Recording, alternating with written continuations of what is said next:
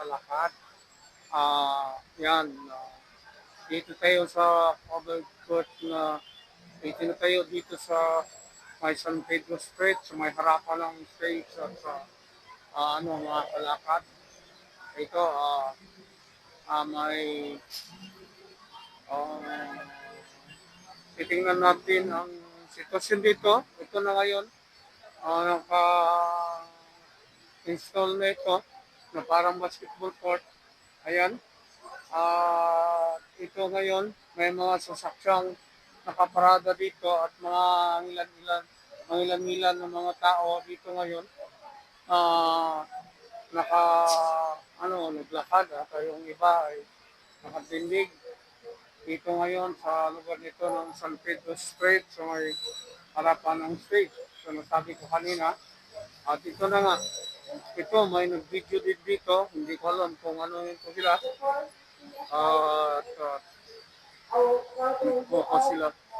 Nag-focus sila ngayon dito. So ayan, may dalawang parang covered court ito ngayon sa San Pedro Street, mga kalakad. Ito na yung building sa kabila. Ayan. Yung covered court na nasabi ko kanina. So ayan na. Ito ay paghahanda sa sa darating na araw ng Davao ngayong 16 yata. At ito na ang parang stage yata ito mga kalakad. Ayan. So, ito na at dito nagsiupo ang mga taong may mga uniforme. Ito nasa harapan tayo ng stage sa may tawag ito City Hall. In between to sa may sangguniang panglungsod o SP building.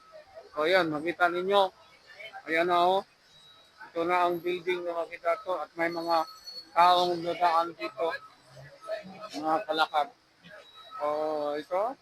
Ayan, siguro may tanongin natin mamaya at may rin dito. May yung ko lang, hindi ako kabasado na magtanong pero testingin natin kung ito ba sasagot dahil may camera din sila. Ayan. At nag-video din sila. So, maya-maya lang, lapitan natin sila ngayon kung pwedeng magambala o madisturbo dito ngayon. At ito, kagabi lang yata, may prayer rally dito. So, dito na iraos ang prayer rally patungkol sa nangyari kay Presidente Digong. So, ito ay parang matamlay ang Davao City ngayon kahit malapit na ang tawag nitong araw ng Davao mga kalakad. So ito parang matamlay at kami rito sa Davao, kung makita man ito sa buong Pilipinas, hindi kami nasiyahan sa nangyari dahil parang walang magandang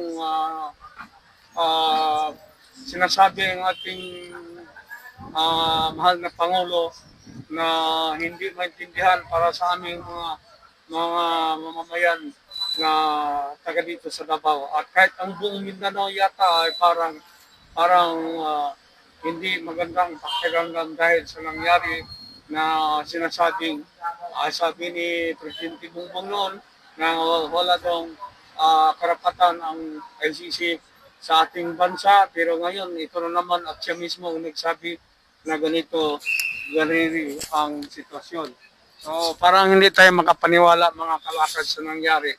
So ayan, may gusto akong kayong kasabing sana kung makausap natin sila kung ano sila ang klaseng ano ba to?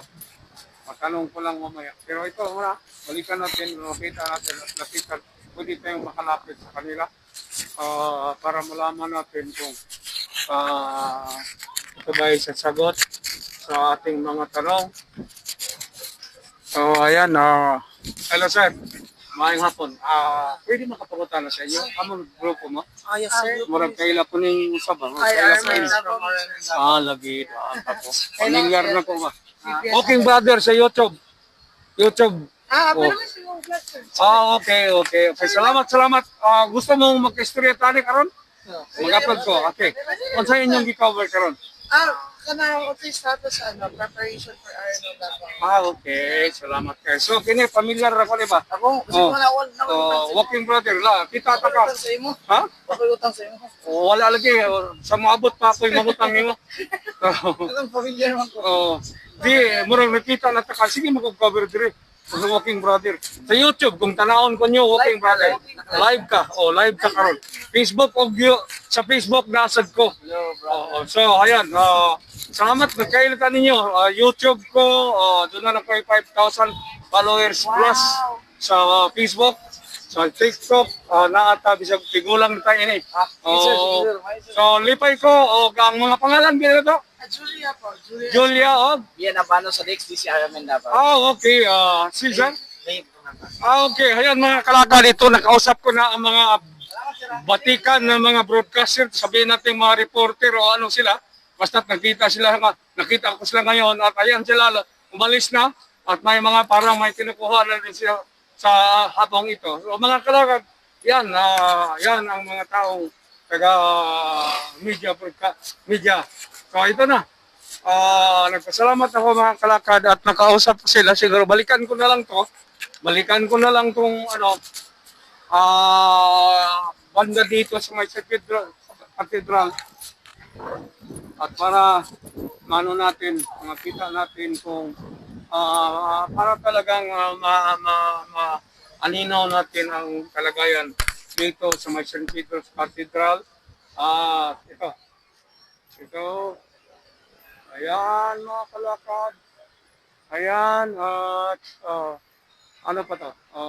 Yung banda doon, hindi ko lang sabihin sa inyo. Basta dito, nailarawan natin ang San Pedro Cathedral mga kalakad. Ito at dito ito banda sa nasabi ko na San Pedro Street at sa may harapan ng City Hall at sa Sangguniang Panglungsod or SP Building. So ito na at dito natin tapusin. Dito natin nakita na ang balikan ko ang sinasabi ko kanina na ito sila mga kalakad ay yung mga tao na nasabi ko kanina taga DC doon sila at interview natin. Masaya tayo na nakatagpo natin sila dito na mga taga-media din. So yan, babalik tayo doon sa may Facebook ko, sa may napaparkingan ko sa aking motor. Mamaya, ngayon na talaga, at lagi kong sabihin sa inyo na ito ang Davao City, kahit sa nangyari kay Presidente Digong, na hindi namin maintindihan. Ngayon sa Pangulo, sa balik ako, wala nang jurisdiction. Ngayon, hinuli, dinakip ang ating ex-president former President Rodrigo Roa Duterte. So, ang panalangin lang natin ito mga kalakad na malusutan niya ito at sigurado ako ang Panginoon kahit sa nagawa niya dito niya sa ating bansa ay talagang tulungan siya.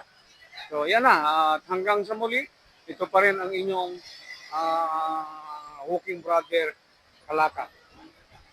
Thank you for watching. Please like and subscribe for more Calicut vlogs. Kindly click the bell button for updates.